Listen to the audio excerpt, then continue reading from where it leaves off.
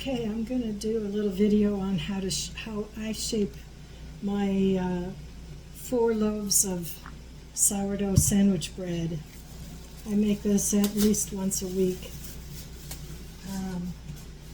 I stirred it up this morning, and it's now, I started up about 10 o'clock this morning. It's now 3:30 in the afternoon, and it is ready to go. I have put the weight of this bowl, 700 grams, I wrote it empty, so I know that when I measure it on my scale, I can just take the total measurement and subtract 700 from it. Nice, easy number to remember. So it's 3,188 grams. So I'm going to take my calculator, because I don't do that in my head. Minus 700 equals 2488. And that divided by 4 equals, each loaf will be about 622 grams. So first of all, water works better, I think, than oil or grease on the counter to keep things from sticking, so I usually use water for doing my dough. I spray my scale, spray my counter, dump that out, get my hands wet. Sometimes that helps to keep it from sticking in my hands. Not much stuff.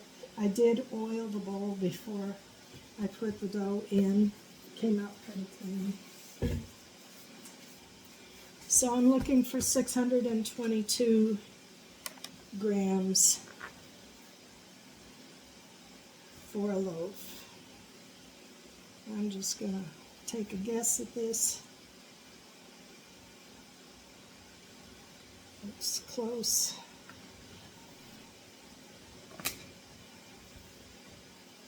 Maybe move that back a little bit. 584. I wasn't even close. Okay, so I'm just going to add a little more. That's 620. That's close enough, but I'm going to throw a little more on there. There's 622. So I'm just going to set this aside for a second. Do another one. See what that is. 685. So I'm going to take a little off of there. 641. 604. Throw some back on. 16. 624. Now we're down to 622. Okay. I'm trying not to knock too much of the air out of it as I take it out and do this. But with sandwich bread, you don't want a lot of holes in it anyway, so it doesn't matter quite as much as when you're making artisan bread. You want lots of holes in that, or some people do. I'll respray my scale. 617. I got pretty close that time. Sometimes the math doesn't come out right either anyway. So there's 623. Okay.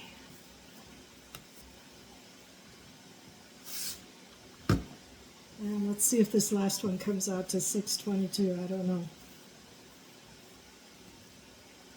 617. So that one's just a tiny bit smaller. I don't know why the math doesn't always work out, but the scale may be off an ounce, a gram or two each time you measure. I've already greased my pans with a little bit of Crisco. These are size 4 by 8. This recipe makes 4 of them. This is a 9 by 5 pan.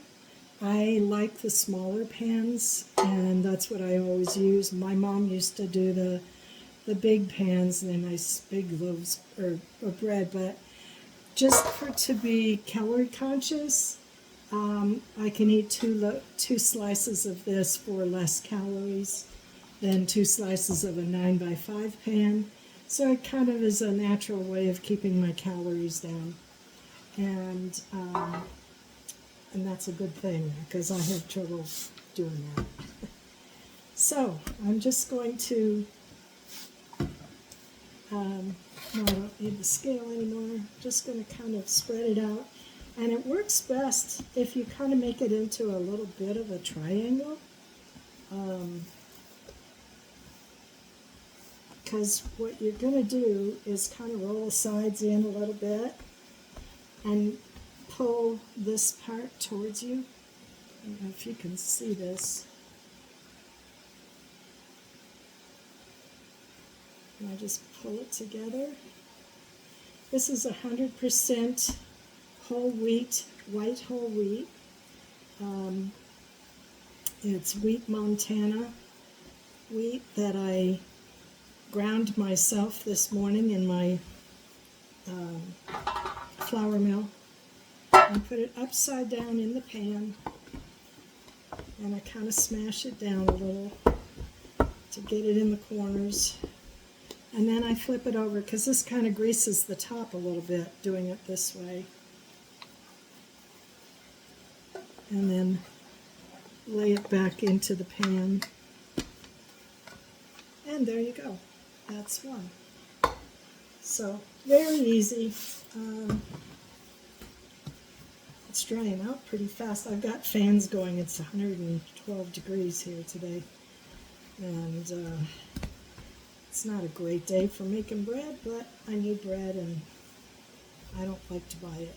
I like the homemade stuff. And it's just exciting to me that I ground it this morning. It was whole wheat this morning. And by tonight, it will be bread ready to eat. Okay. Upside down. Smash it in a little. Like I said, I'm not worried about knocking the air out too much. I mean, you don't want to roll it or anything with a rolling pin and get all the air out, but there we go. The fans are drying out my dough.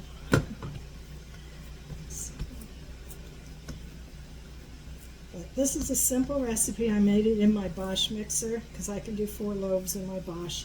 If you're only doing 2 loaves, you can probably get away with doing it in a KitchenAid. KitchenAid would never do 4 loaves of this. Not this size. So, this is Steve's favorite bread, so that's mostly all I ever make anymore. I don't care. Bread is bread, and I like it all. I made a batch of English muffins this morning, too. I stirred it up, and they are chilling in the fridge for Wednesday. I'll let them go 48 hours this time because tomorrow's our anniversary and we're going to go out for breakfast and do a few things, and so I don't want to be baking muffins tomorrow. There we go. It just comes together like that. I hope that helps. Watching me put that together. Very simple.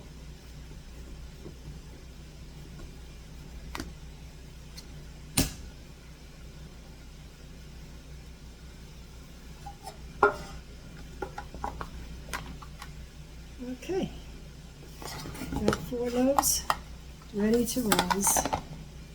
They're not necessarily the prettiest, but we'll see how they turn out.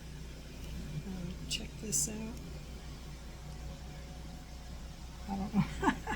I can't get it to work. Okay, anyway, that's it for now. I'll show you the results when I'm done.